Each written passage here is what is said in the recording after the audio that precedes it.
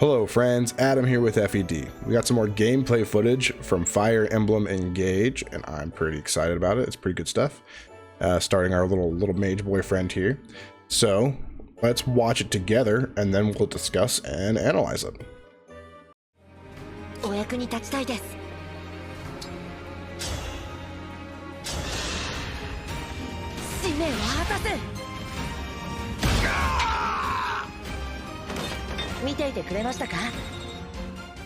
Alright, so if you want to watch that some more on your own time, I'll put a link to it in the description, of course. It's on the Japanese Fire Emblem, Twitter account, like the official one. It's cool stuff. And yeah, so let's get into this discussion here. Let's analyze every bit and piece of this. Not every bit and piece, but most of it, you know. But before we really get into it, I need to ask you guys a huge favor. Please help us reach 25,000 subscribers. We are sitting around 18,000, which is awesome. We've had a big jump in the past week or so, and I could use some help to keep going. So we're trying to reach 25,000 by the end of the year. So if you wouldn't mind subbing, if you're not, that'd be awesome. And thank you so much to everyone who is already subbed. That is incredible and means a lot to me. So let's dive into this trailer or gameplay analysis here. So we have a lot going on from the moment the map is shown here. If we look at the mini map over here, I do think that this is not small for early game, right? This is obviously, if I had to guess, this is like chapter 5 or 6. It seems like you're gonna get units pretty quickly and the game's not gonna take long to get going, right? I'm gonna guess chapters 5 or 6, maybe 7, but I feel like that'd be too far in. So I'm gonna guess chapters 5 or 6. And look at your squad. Look at the team here. Everyone is so unique and different. I really like that. The most similar characters that you can see here are probably Vander and Alfred, but that's just because they're both on a horse. Outside of that, they seem incredibly different, right? So I'm really into that. We have a Pegasus lady. We have our knight guy. That's Lewis from the trailer. We have the archer lady who's Entie, E-N-T-I-E, I believe. I don't know how to pronounce that. Or Enti from the trailer. And then we have Mysterious Axe Boy. And then we have Celine, who is Celica's like friend person. So pretty excited about getting this all shown off. This looks really, really good. A really fun squad to start the game with for sure. And I love how everyone's just so unique. It's so cool. So cool. Okay. We have this trailer's focus, though, is our little green boy, or little green mage boy. Clan is what it's being translated to for now. That'll probably be different in the final release of the game. Obviously in English, it'll be localized differently. But for now, we're going with Clan. So we have Clan and the mage boy. First thing you'll notice is at the bottom of the screen here, we have him equipped with fire, a tome, and it looks like he also has a wind tome and then a vulnerary, right? So it looks like tomes are definitely back. I think we kind of already knew this, but this is like this confirms it pretty hard for me. That tomes are back instead of having unique magic lists between characters. I don't think it's better or worse in any way, it's just different. So it's nice to have that confirmed, I guess, at least, right? We get to see multiple tomes on one character. And I'm surprised I don't have him use wind here, because I feel like his whole thing is going to be wind. That's kind of a Fire Emblem staple, is the early game mage boy who uses wind as like their main attacking magic. But I guess they just wanted to show off the more basic fire animation that you'll see around. So I wouldn't be surprised also if this wind tome is some special thing like Excalibur or something, you know, something of that kind that only he can use. Like maybe it would be called like Air Caliber, Grapholaphicus Caliber. I don't know. It'd be called something different, but he could have his own caliber tome, similar to like there it comes with Excalibur. You have Asbel who comes with Graph Caliber, that kind of stuff. Okay, we also see that he has a skill down here, and I think this skill looks really interesting because, as we've seen in previous trailers, they still do this. In the top left, if a skill is active, it acts like kind of like a terrain bonus. You can see that it shows up here, like similar to how it would tell you like, oh, you're in a bush, so you have plus 30 evade or whatever. It has the skills here. So we see Divinely Inspiring from Alir. Then we see this skill that is obviously the same one that is down in the bottom right at the top left here. That is coming from Clan. So it would appear that he gets a buff when he's near an ally, and if I had to guess, he gets a buff when he's near Alir, when he's adjacent to Alir. Similar to skills from Fates, from Felicia, Jacob, and Gunter. They all have skills that either buff themselves. Well, no, I think they all just buff Corrin. I don't remember, but they are all like personal skills that have to do with being near the main character or being paired up with the main character. So I think we're going to see something similar from him and Vander and Frame, or Frame, however you say her name. We'll hopefully learn that one soon. So I imagine all the three of those characters have similar skills to, again, Jacob, Felicia, and Gunter from Fates, where they either gain a void and hit by being by him, or give a void and hit to Alir or something like that. So I really like this addition of showing the skills that are affecting the space that you're on. That is so good. I really, really like that.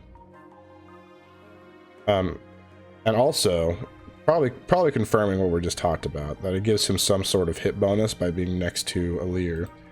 If we go here, and we look at Clan's stat line, he has 121 hit. It's the 121, that's obviously hit. No other stats really go that high. And then once he is by Alir, it goes up to 131. So either Divinely Inspiring gives plus 10 hit, or we get plus 10, or Clan gets plus 10 hit from being near an ally or by being next to our protagonist. Again, I could see it going either way, but I'm going to guess that it's when he's next to Alir, he gets a bonus. And if it's just plus, I can't imagine it'd be just plus 10 hit. That seems pretty weak, but maybe that is the case. Maybe it's just plus 10 hit. Alright, let's look at this mini-map here now. This mini-map is actually, I think it's a good sign for the game. Look at this enemy density. There's a lot going on here, man. There's a lot of enemies. And we have some chests up in the top left corner of the map, which I think are, it's a good indication of things to do. I like having different objectives. And I like, it's like that the terrain's varied. There's a door here, so I wonder either one of these guys up here drops a key, or we have a thief amongst us, and that could be Enti.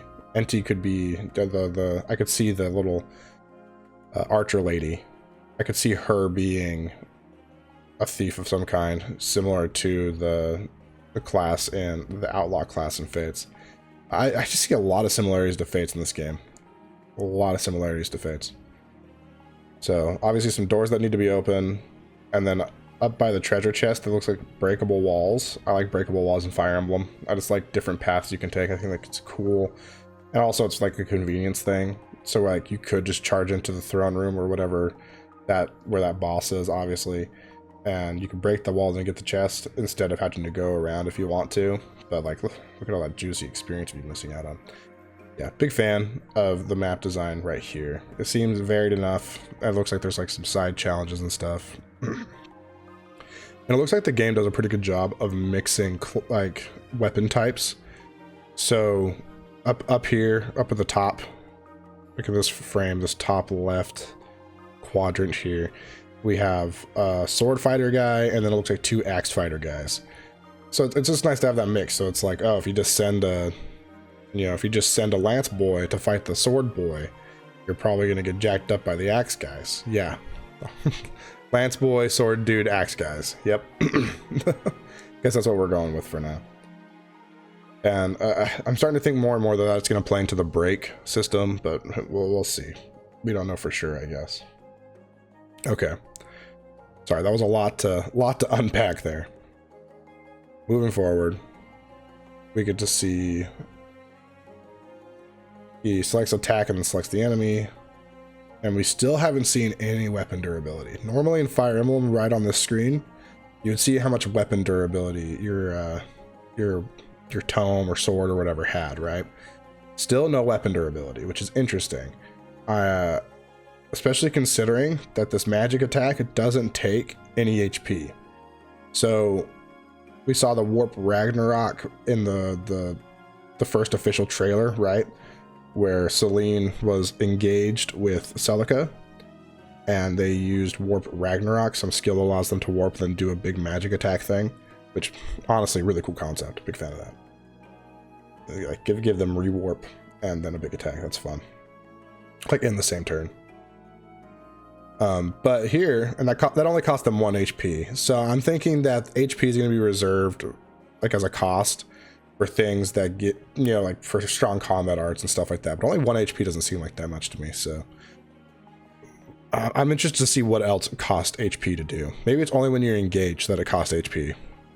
Who knows? It could even be something like if you're engaged that you don't take damage, and like you have a different health bar that appears. So that, like, once that's depleted, your engage is canceled. But I also think it's interesting, this little touch in the battle forecast. I had noticed this before, but I'm noticing it now, that Clan, it just says he's doing 24 damage, and then in the middle it says he's doing 12 twice. So it looks like that's just going to add the damage you would do together for the battle forecast, which I'm sure there's options to change things. I imagine this game's going to be fairly modular in that way. It's pretty, I think that's a cool touch.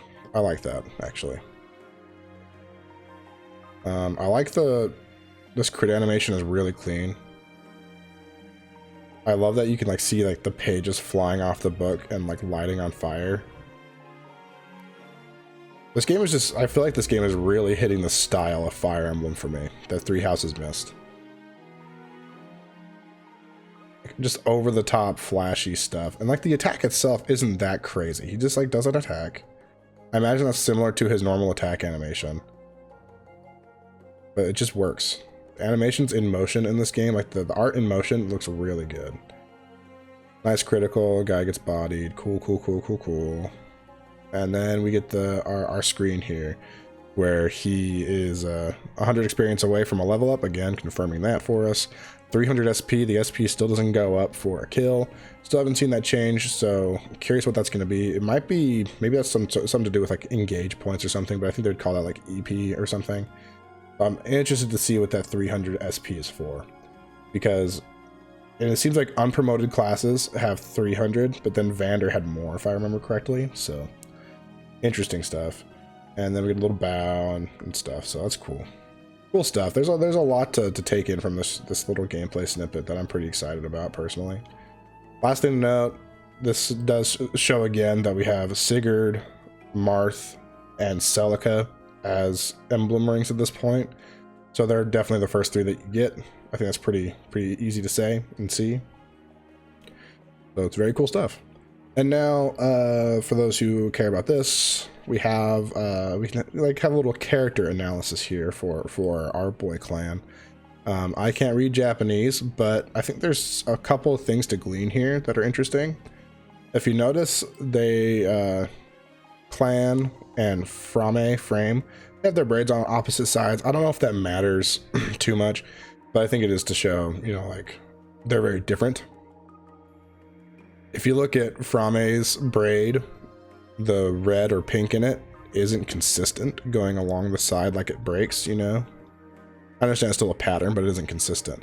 Whereas with our boy Clan, it is a solid bar of green on his, I guess it'd be on the right side here, or it'd be his left side of his braid. And I just think that's gonna be like, he's gonna be like the straight shooter kind of guy. That's what I would guess, you know?